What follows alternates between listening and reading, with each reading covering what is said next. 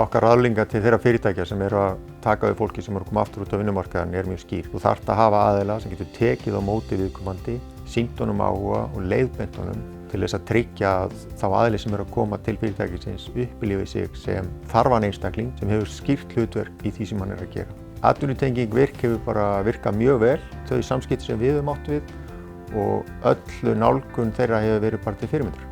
Helstu kosturinn við að gefa fólki tækifæri til að koma aftur inn á vinnumarkaðinn sá að þeir starfsmenn sem hugsanlega lendi í einhverju vandamálum í sínu lífi seinna meir, þeir sjá þá allan að fyrirtækið er tilbúið til að hjálpa fólki, ná undir sér fótunum og koma sér aftur á stað.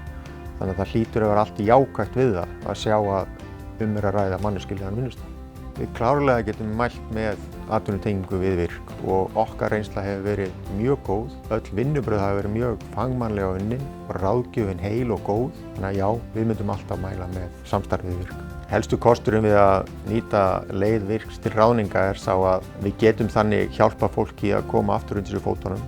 Við sýnum samfélagslega ábyrgð og mér finnst mikilvægt að fyrirtækin í landinu horfi til þessara leiðar þegar þarf að ráða fólk inn út af því að öll getum við mistið okkur í lífinu og þá getum við hjálpað einhverjum að ná sér aftur á strik.